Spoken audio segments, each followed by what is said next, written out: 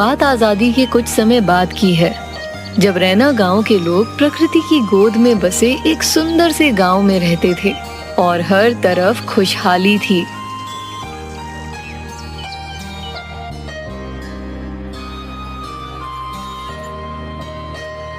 प्रकृति से ही उस गांव का पालन पोषण चल रहा था। दूसरी तरफ उस समय बाजार व्यवस्था में मानो लहर टूट पड़ी हो।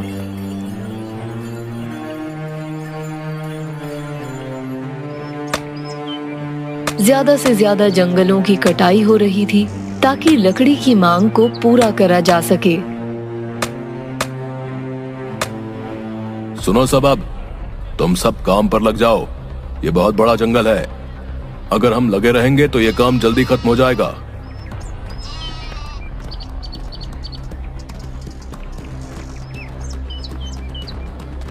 ये क्या? ये सारे लोग हमारे जंगलों में क्या कर रहे हैं? ऐसा ही रहा तो हमारे सारे पेड़ तो ये काट देंगे। हमें ये बात गांव वालों को बतानी होगी। वो बकरी वाला तुरंत भाग के गांव चला गया और गांव की आपातकालीन स्थिति में बजने वाली घंटी को बजाने लगा। ये घंटी केवल तभी बजाई जाती है जब कोई सूचना कम समय में पूरे गांव को बतानी हो। पूरा गांव पंचायत भवन के सामने इकट्ठा हो गया। लोग आपस में बातचीत करने लगे। इस समय ऐसी क्या बात है जिसके लिए आपातकालीन घंटी बजानी पड़ी? जरूर कोई जरूरी ही होगा, कोई मजाक थोड़ी ना करेगा। जग्गी बेटा, क्या हुआ? सब ठीक तो है ना? नहीं दादाजी, गांव के पास वाले जंगलों में कुछ लोग अवैध तरीके से पेड़ों की कटाई कर रहे हैं। क्या? कौन है वो लोग?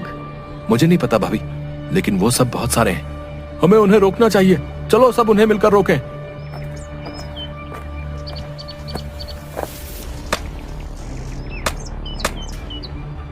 क्यों भाई, हमारे जंगल को क्यों काट रहे हो? पेड़ों को काटना बंद करो। चलो जाओ, वरना वो हाल करेंगे कि आज के दिन को कोसोगे पूरी जिंदगी भर।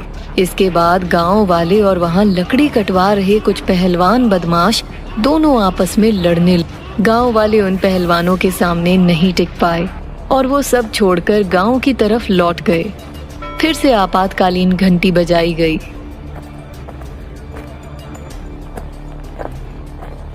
आप सब ठीक तो है ना? ये आप सबको क्या हो गया? उन लोगों ने हमारे साथ मारपीट की। अब हम क्या करें? उन्होंने तो कई सारे पेड़ काट दिए हैं। हमें जमींदार जी के पास जाना चाहिए। हम उनसे विनती करेंगे तो वो हमारी मदद जरूर करेंगे। ठीक कहा चाचा जी आपने। हम सब कल उनके पास जाकर इन सब के बारे में बताएंगे।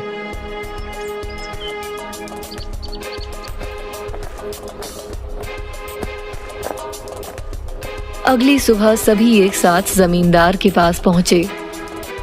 आप सब यहाँ? प्रणाम जमींदार साहब। प्रणाम। कहो कैसे आना हुआ? जमींदार साहब, कुछ पहलवान हमारे गांव के जंगलों को काट रहे हैं। वो बहुत ही ताकतवर हैं। हम अकेले उनका सामना नहीं कर सकते। आप सब चिंता मत करिए, मैं देख लूंगा उन सबको। जमींदार ने कुछ लोगों से कहा, जाओ और उन लोगों को पकड़ लो जो हमारे जंगलों को काट रहे हैं। आप सब अब बेफिक्र होकर घर जाइए। मेरे होते हुए फिक्र मत करो। आप सब अब चिंता मत करो। जमींदार जी ने कहा है ना, वो सब ठीक कर देंगे। इसलिए अब सब अपनी चिंता त्याग दो। उसके बाद सभी अपने कामों में लग गए। एक दिन गांव का एक आदमी जंगल के रास्ते से अपने घर आ ही रहा था कि तभी वो देखता है कि कुछ लोग पेड़ काट रहे हैं। वो ये बताने के लिए तेजी से गांव की तरफ भागता है और बिरजू से मिलता है। क्या हुआ किशोर? भैया, कुछ लोग जंगल को फिर से काट रहे हैं। क्या? लगता है फिर से जमींदार साहब को बताना होगा। ये लोग ऐसे नहीं सुधरेंगे। इसके बाद बिरजू जमींदार साहब के घर पहुंचा। प्रणाम जमींदार साहब, जंगल में फिर से वो लोग पेड़ काट रहे हैं। तुम्हें कैसे पता? वो आज ही किशोर जंगल के रास्ते घर आया था, तब उसने देखा। उसने जैसे ही ये बात मुझे बताई, मैं आपके पास आ गया। मतलब तुमने ये बात किसी को नहीं बताई? मुझे जैसे ही इन सब के बारे में पता चला, मैं तुरंत आपके पास आ गया। इसलिए किसी को बताने का वक्त ही नहीं मिला। आप जल्दी से उन्हें पकड़ लीजिए। मैंने उसे कह दिया है कि वो गांव वालों को ना बताए। वो लोग इस वजह से फिर से चिंता में आ जाएंगे। बहुत अच्छा किया तुमने।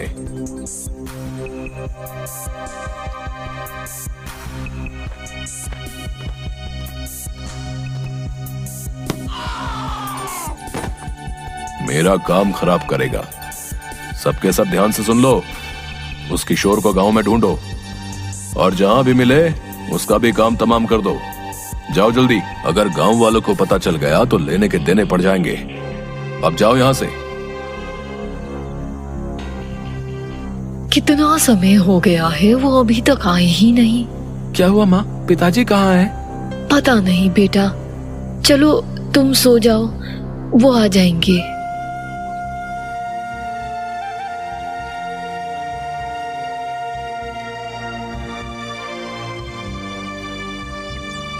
अगली सुबह पत्नी उठी और घर में अंदर देखने लगी। वहां उसे बिरजू नहीं दिखा। वो गांव के लोगों के पास पूछताछ करने गई। आपने मिंटू के पापा को देखा है क्या? वो कल शाम से घर नहीं लौटे। आखिरी बार मैंने उसे किशोर के साथ देखा था। एक बार किशोर से पता करके देख लो।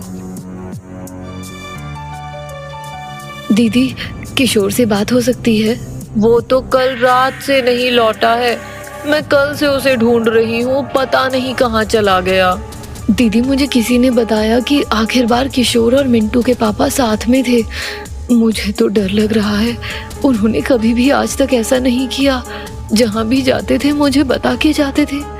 मैं कहती हूँ हमें गांव में सबको बता देना चाहिए। हाँ, मैं अभी सबको ये बता देती हूँ।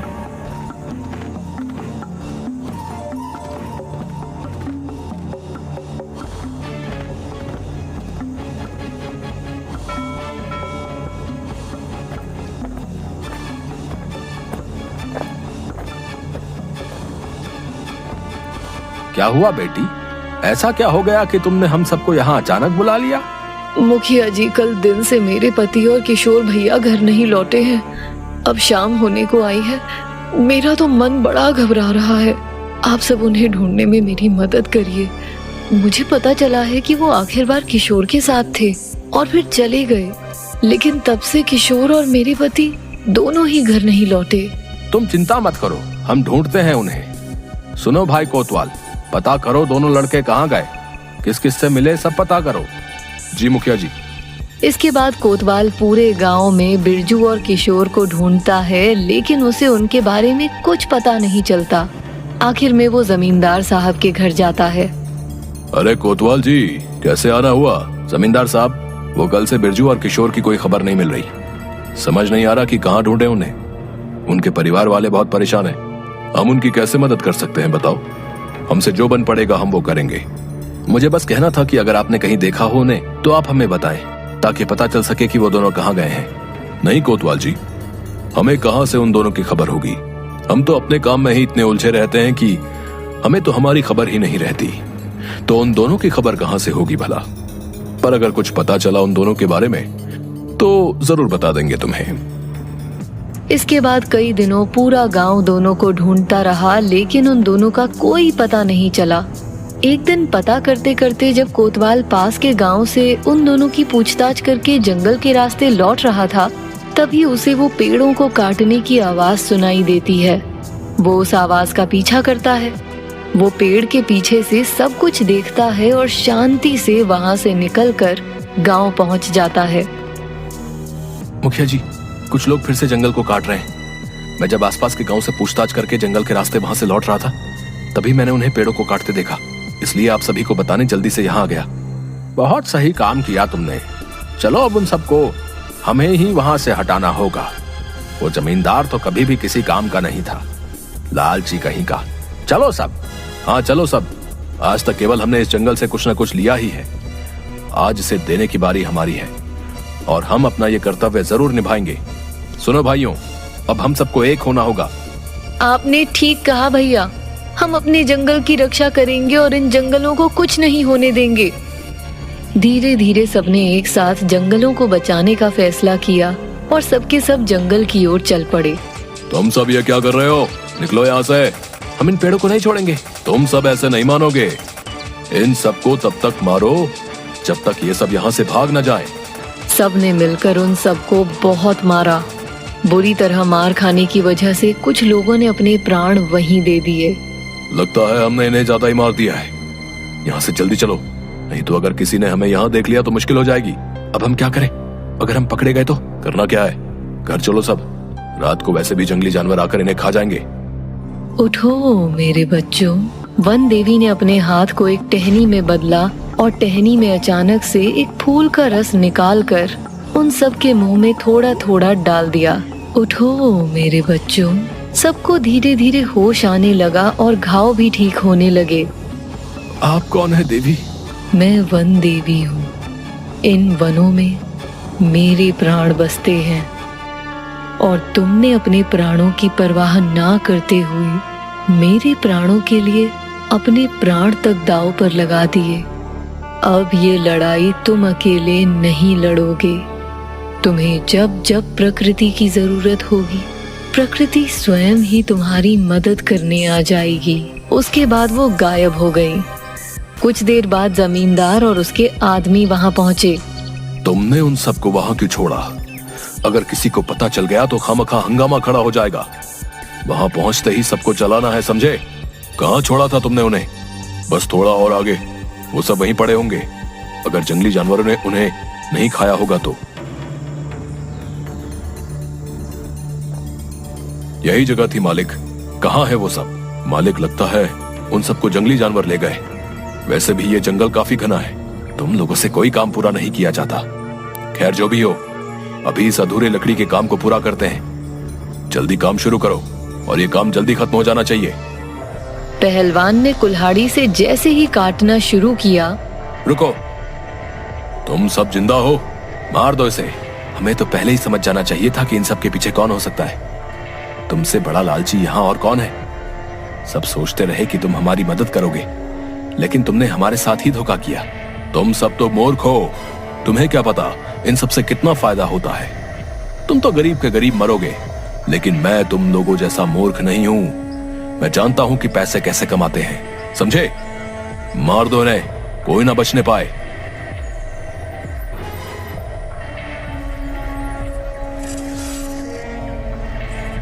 ये क्या हो रहा है? मारो उसे फिर से। छोड़ो मुझे। ये क्या हो रहा है? मेरी समझ से बाहर है। ये पेड़ भला हमें कैसे जकड़ रहे हैं? क्यों छोड़े तुम्हें?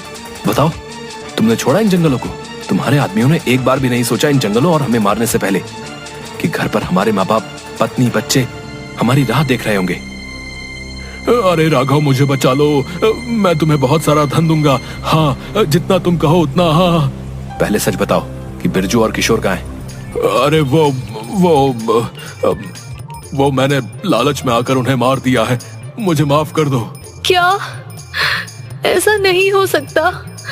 वो तो बस वनों की रक्षा करना चाहते थे। उन्हें ऐसा दंड क्यों? हे वन देवी, यही हैं आपके अपराधी। आपको जो ठीक लगे आप वो कीजिए। मुझे छोड़कर मत जाओ। आज से आप हमेशा सुरक्षित रहेंगी वन देवी। हमारी आने वाली सारी पीढ़ियां आपकी सदैव सुरक्षा करेंगी। इसके बाद से रैनी गांव के लोग वनों की सुरक्षा के लिए हर संभव कार्य करने लगे और लोगों को जागरूक करने लगे ताकि जंगल हमेशा सुरक्षित रह सके।